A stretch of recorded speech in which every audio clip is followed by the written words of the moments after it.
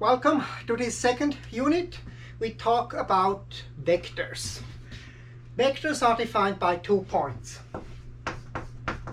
For example, given the point 1, 1, 1 and the second point 2, 3, 4, what we can do is we can draw the arrow going from P to Q.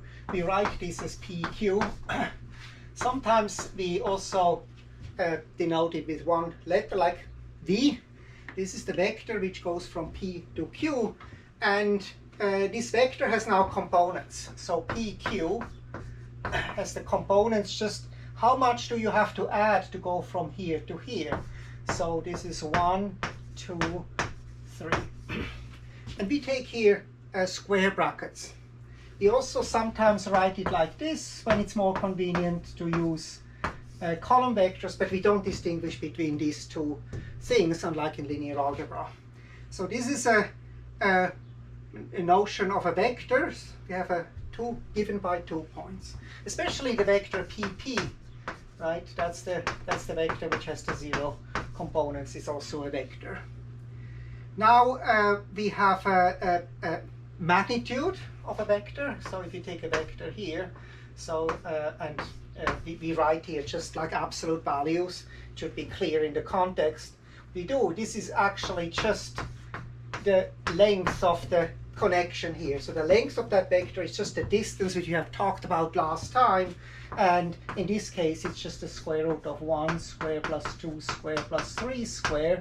So that's 4 plus 5 plus 9 is square root of 14.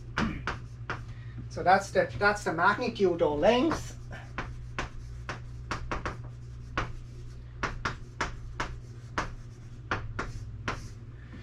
And we have also a direction if the vector is not 0. So if V is not the 0 vector, we can define V over the magnitude of V, and we call this the direction or unit vector. So vectors have a magnitude and direction, but you cannot define it like that. A movie has a magnitude, length, and the direction has a director, right? It would be a nonsense definition to use. But here with 2 points, we really capture the definition. And it's also kind of nice to be able to place the vector anywhere in space. So, for example, if you would have the point 4, 4, 4 and the point 6, 7, 8, then this defines also a vector, right? It defines this vector here. This is A and this is B. That's the vector AB. But we identify these two vectors because they have the same components. So in this case, AB is also 2, 2, 2. So it's important to think about this as kind of something you do. You go from here to here, and you can identify vectors with points. So if this is the point 2, 3, 4, and this is the vector here, but we write it differently. We write actually just this is OP, which goes from O to P. This vector has then the components 2, 3, and 4. If you have given two vectors like V is equal to 3, 4, 5, and W is equal to 2, 1, minus 3. So what we can do is we can add them up. And V plus W, of course what we do is just we do every component, we add every component up here. So this is 5, 5, 2. Now geometrically what happens is if we have V and W, what happens is that we actually, think about this as translation from here to here, and then we take this vector and put it here. So this vector here, we can add it like this, and what we end up with is, let me just also translate V here. What we end up with V plus W here, which is a parallelogram construction of V plus W. We can also subtract V minus W, which we 1, 3, and 8, and geometrically this can also be, so if this is V and this is W, so this result here is here, V minus W. So you can think about it like that. You go first with W and then you add V minus W, the W cancels and you end up with V. So always think about vectors as doing something. And then we can also scale vectors. For example, 3V is the vector 9, 12, and 15. So what happens is when we scale a vector, that the resulting vector is just parallel to it with a different length. So in general, we just write lambda V. Lambda is a real number. It could also go in the other direction. For example, if this is V, and then we have minus V here, which points in the other direction. So we have an addition and we have a scalar multiplication, and then all the usual laws which you know from numbers hold, right? So we have commutativity, we have this distributivity law, we have also associativity. U plus V plus W is the same thing than U plus V plus W. So there are kind of some laws, but there is no need to learn them because we know all these laws already from the usual numbers. So this is the first section about vectors. Next we introduce the dot product.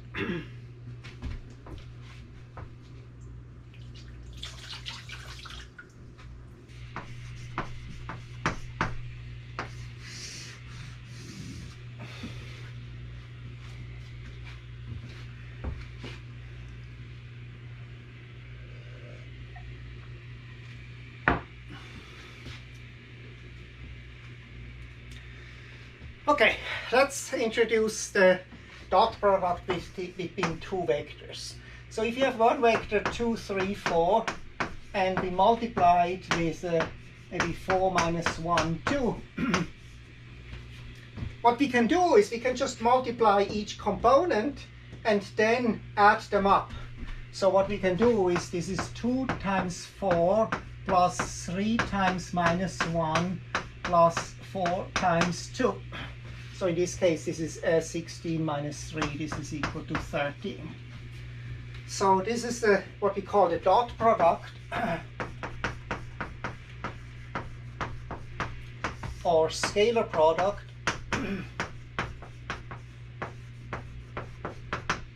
or inner product. So these are, it's a scalar. The result is a scalar. We take two vectors and we get a scalar.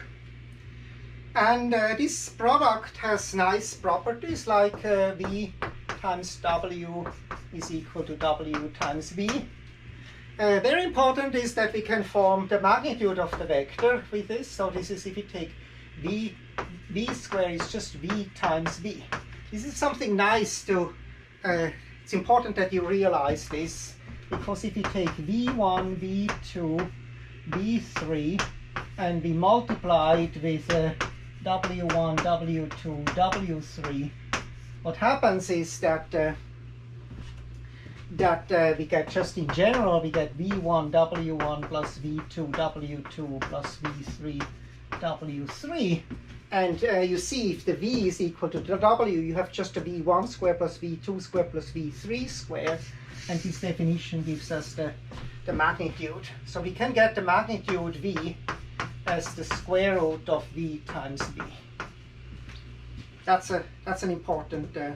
That's one reason why we really like this dot product.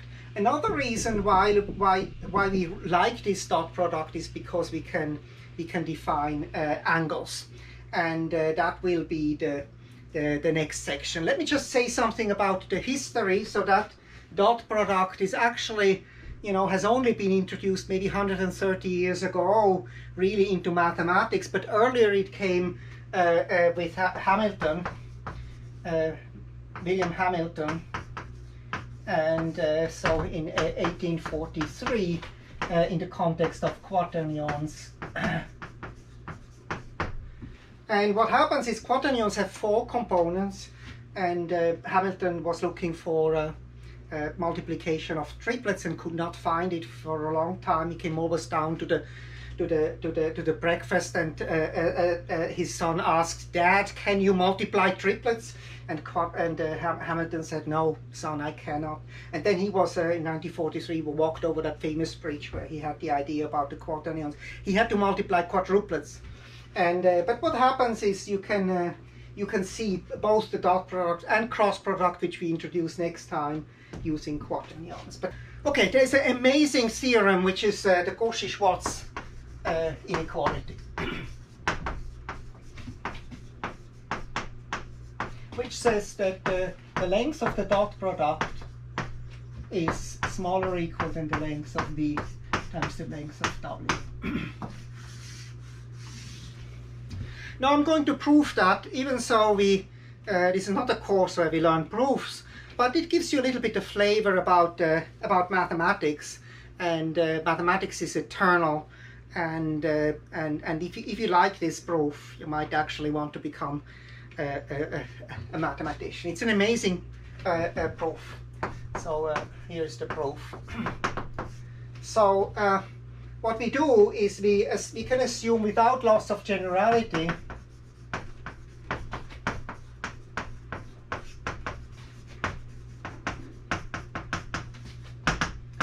W has length 1. Because if W has length 0, both sides are 0, and it's okay. If W doesn't have length 1, you just divide both sides by the length of W, and you get here something with W with length 1, and here also you divide that out.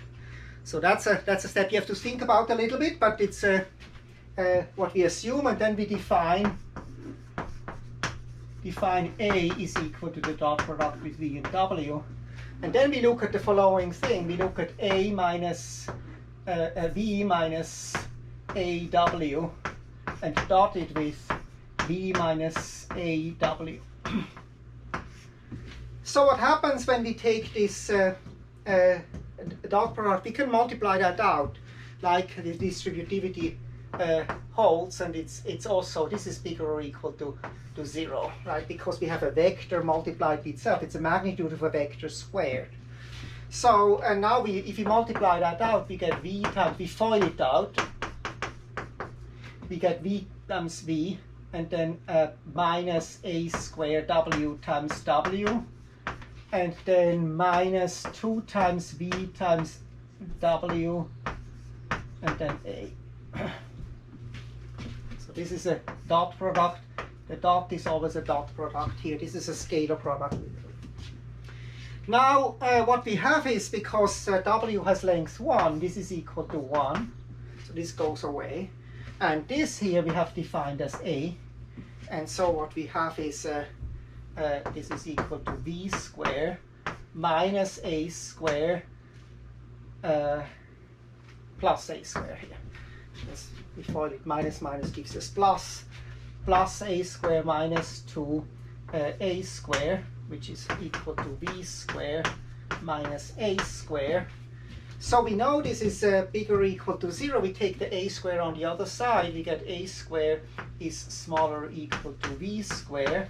So this is V times W squared is smaller or equal to V squared. And because W squared has length 1, we take the square root. We can take the square root because these are positive numbers. We get that, and we have the proof. Quite easily done. Now we can define angles. So if you have two vectors V and W which are non-zero, we can look at the dot product and divide by V and W length. So this is by Cauchy Schwarz. This is always between -1 and 1. So because we have proven that V times W absolute value is less than this. So we can now use this, because this is between -1 and 1, and if we look at the graph of the cosine function, which you should be familiar with. Right? So this is pi half, this is 1, this is -1, so this is the cosine function. Now for every value between -1 and 1, right? So this is the, but of course in statistics correlation, right? If you look at this number here, it is between -1 and 1, so between -1 and 1. So what we can do is, if this quantity is given, we can find exactly one alpha value. Say for example it would be here, we find exactly one alpha value, and so we can define alpha as the cosine alpha is equal to v times w over v length w length. Now the advantage of this is that we don't have to rely on any intuition or something which could be wrong.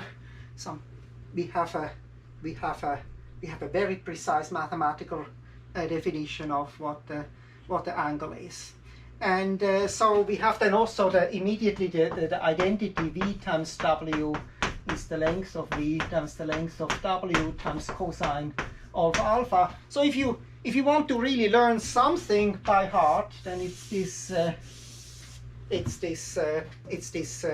identity. We will use this a lot, and so there are special cases. And a very important special case is that alpha is equal to pi half. When alpha is equal to pi half, here the cosine is 0. This means that v times w is equal to 0.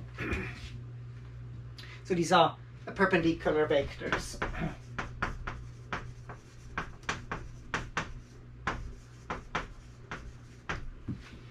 But we can now compute angles between any two vectors. So for example 2, 3, 1. Let's write down some random vectors, 4, 1, -1. What is the angle between this?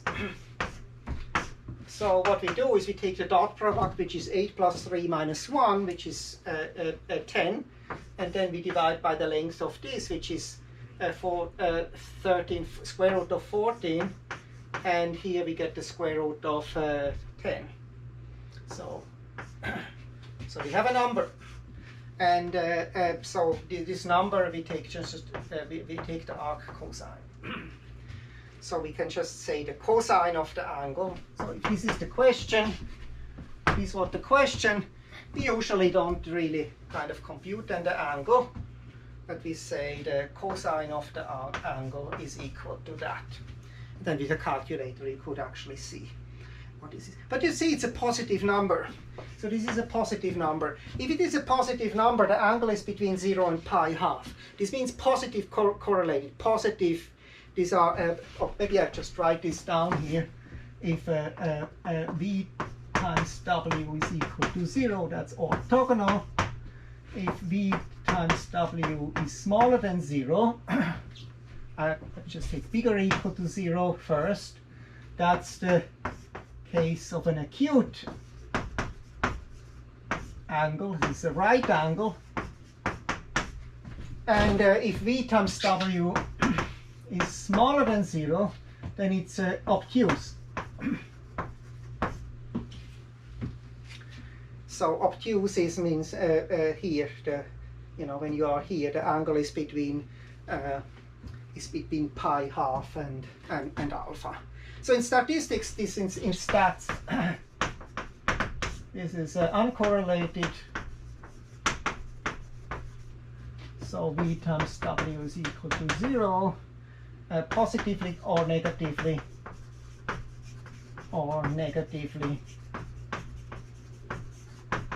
correlated, depending on whether it's positive or negative. So just because of statistics, where you deal with data, not only with data with 2 points or 3 points, but data points maybe with hundreds of thousands or millions of data points, and then you can still do that, and you can still all is what we did here is working for in any dimension, even in infinite dimensions where you have continuous random variables. and we get v times v plus w times w minus 2 times v times w. We have used that v times w is the same thing than w times v. And now we have this. This is the magnitude of v squared plus the magnitude of w squared minus 2 times. Let's just recall also this identity here. V times w was actually just v times w times cosine alpha. So this is the magnitude of v times the w, that's cosine alpha. That's what we have proven just by doing a clever definition of the angle. And so this is a squared plus b squared minus 2ab cosine alpha. And this is of course c squared. And so we have the Cauchy formula, or the cosine formula. Absolutely fantastic. It came, of course, much after Pythagoras. Pythagoras didn't have any trigonometry, and so what we can do is a special case when a times when alpha is 90 degrees, pi half, and the cosine alpha is equal to 0, and we get c squared is equal to a squared plus b squared, which is the beautiful Pythagorean theorem.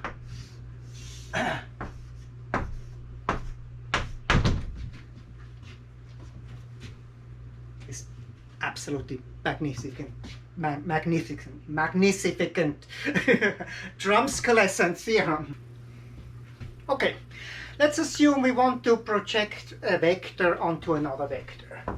So vector w is given, and here vector v. Why don't we take concrete numbers?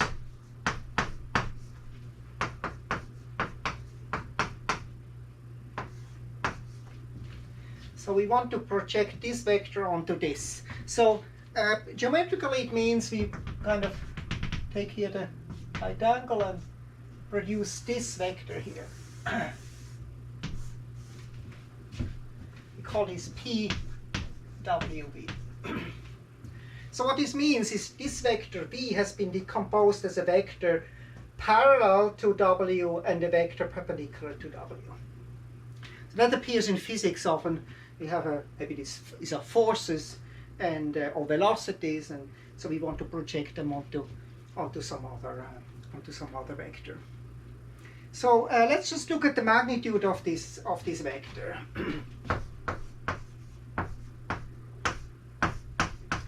So if you look at this angle here, and this is just the length of v times cosine alpha, that's trigonometry, right?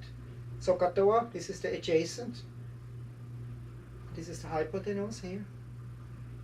So this is the right angle. So this is the length, and what we can do is now we can take this vector and this magnitude and multiply it with a unit vector. So we take v times cosine alpha times w over w length. So that's a unit vector here.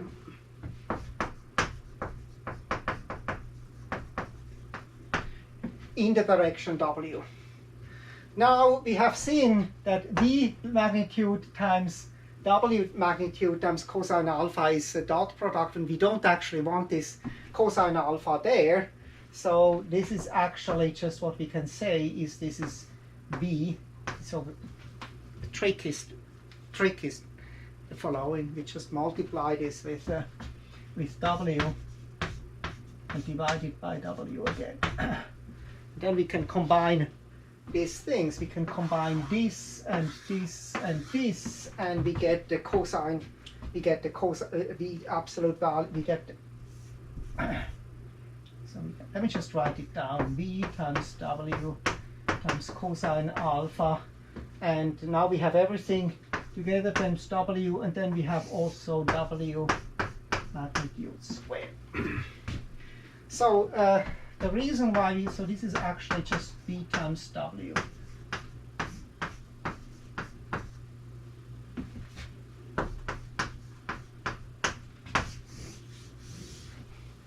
So this is a nice formula which doesn't involve any trigonometry.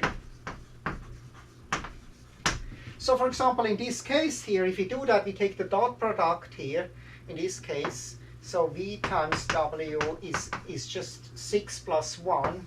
6 plus 2 is equal to 8. The magnitude of V is equal to 3. The magnitude of W is square root of 10.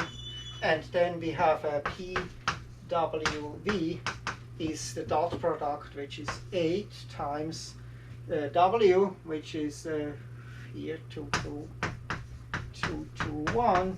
And then we have to divide by the magnitude of W squared, which is 8 tenths. So you see here in this case we would just get to 8 tenths of the whole vector. So this is the what one calls the vector projection.